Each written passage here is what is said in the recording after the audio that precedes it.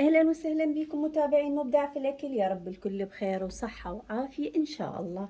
شوفوا لي هذا المنظر، هو يحكم بجماله. كيكة السبانغ.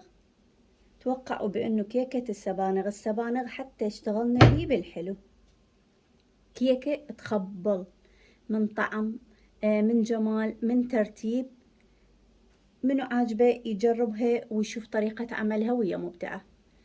يلا وياي تعالوا نشوف طريقة عملها السهلة السريعة جدا، وهي مبدعة. نشوف طريقة العمل وكل الهلا بيكم. هاي راح نبدي بأول شغلة، هي السبانغ. لا تتفاجئون، كيكتنا اليوم بالسبانغ كيكة حلوة ولذيذة.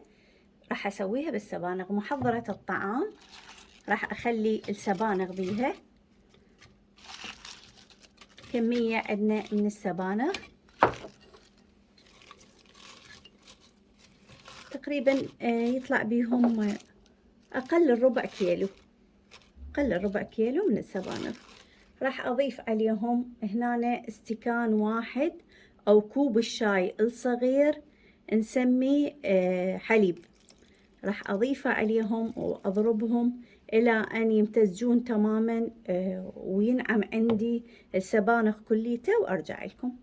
وهسه راح نبدي بعد ما خلطنا السبانغ، وشوفوا شلون صار، شلون ناعم جدا.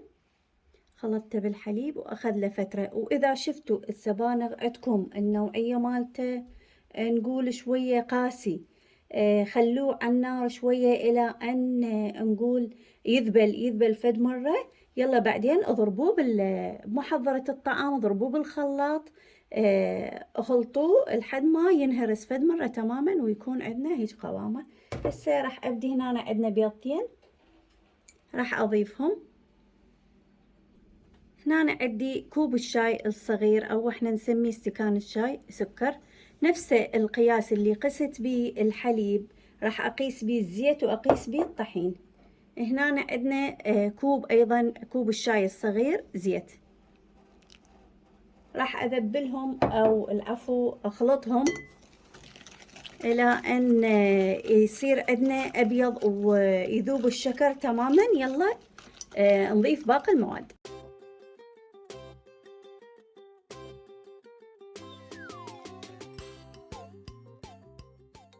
هسه بعد ما خلطته وصار القوام مالته هيجي وذاب السكر عندنا، راح اضيف السبانغ اللي خلطناه وذبلناه فد مرة وكان ناعم عندنا.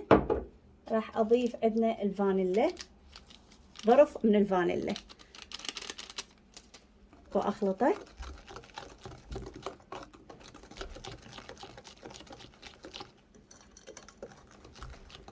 وهسه راح اضيف الطحين. عندنا نفس الفنجان او استكانة الشاي او كوب الشاي الصغير، نفسه قست بيه كوبين من الطحين او استكانين من الطحين. راح اضيفه هنا. وعندي ظرف من البوكن باودر، ايضا راح اضيفه ظرف كامل بوكن باودر وظرف فانيلا. وهسه راح اخلطهم.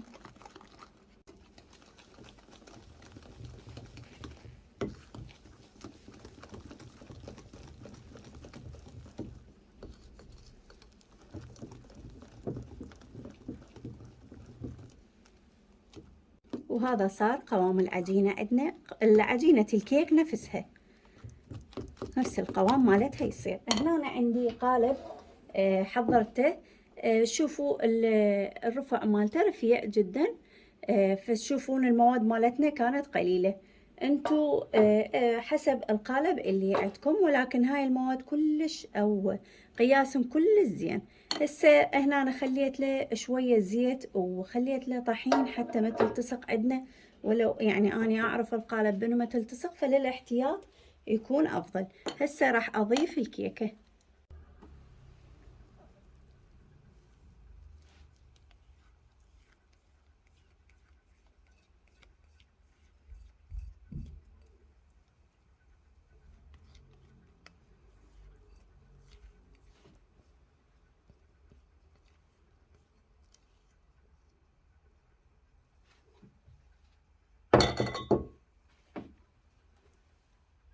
هنا عندي بعد ما درتها بالقالب راح اطرقها شوية هيجي حتى يطلع كل الهواء والفراغات اللي بيها.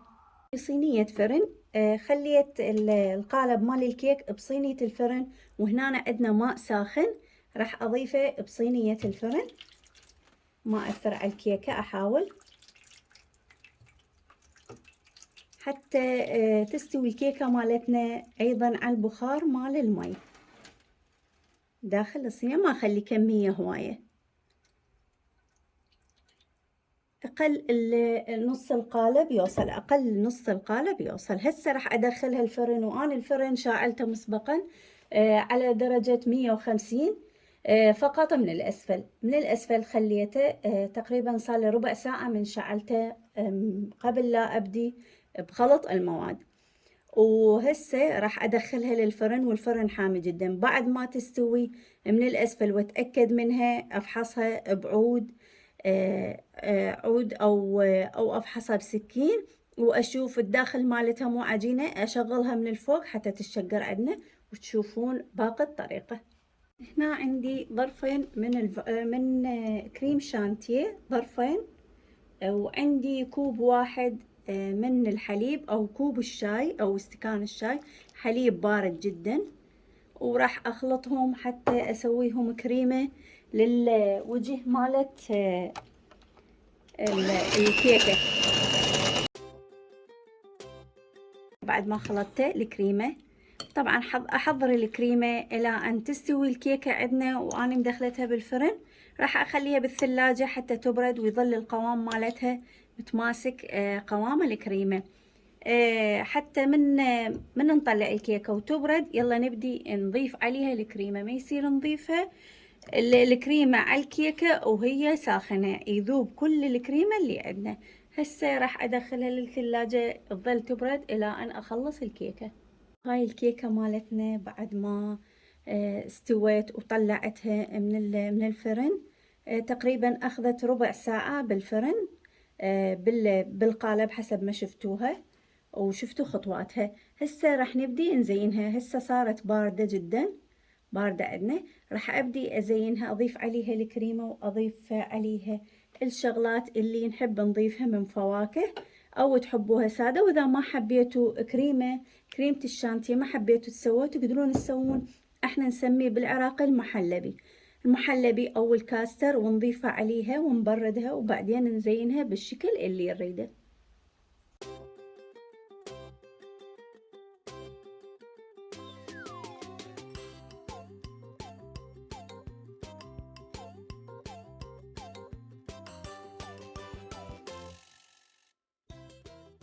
هنا بعد ما سويت الكريمة بهذه الطريقة، هنا عندي جوز الهند، مبروش جوز الهند. إذا حبيتوا تضيفونه شوية كشكل إلها وطعم آخر.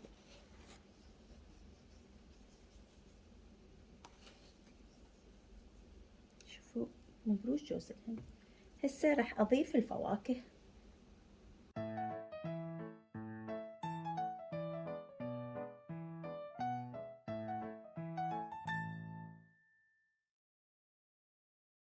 طبعا الفراولة كلش طيبة تصير وياها هذا الشكل. وهنا إذا حبيتوا ما حبيتوا فراولة شوية موز أخليلها. قلت لكم الفواكه اللي تعجبكم، وإذا ما حبيتوا تنقشوها بالفواكه تركوها، مو ضرورية. تفيد حتى بأعياد الميلاد، يجي شكل كيكة عندنا. وهاي كيكتنا خلصت ونقشناها، وشوفوا جمالها وشوفوا ترتيبها اللي يخبل.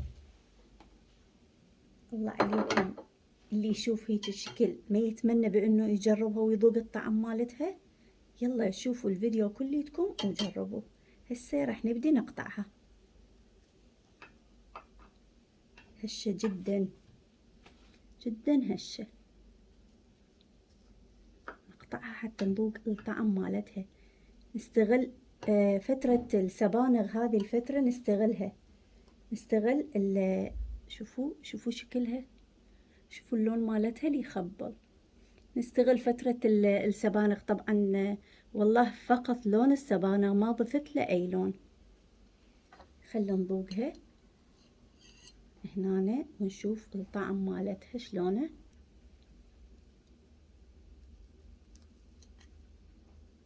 شوفوا ذايبة.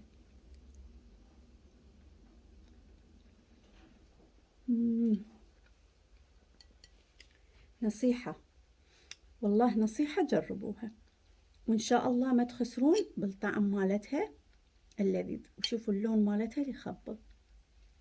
أشكر كل شخص دا يدخل للقناة ودا يشترك بيها، وأشكر كل شخص دا يعلق ودا ينطي الإعجاب، وأتمنى من عندكم ما تبطلون اللايك ولا تبخلون بي علي حتى تصعد القناة أكثر وأكثر.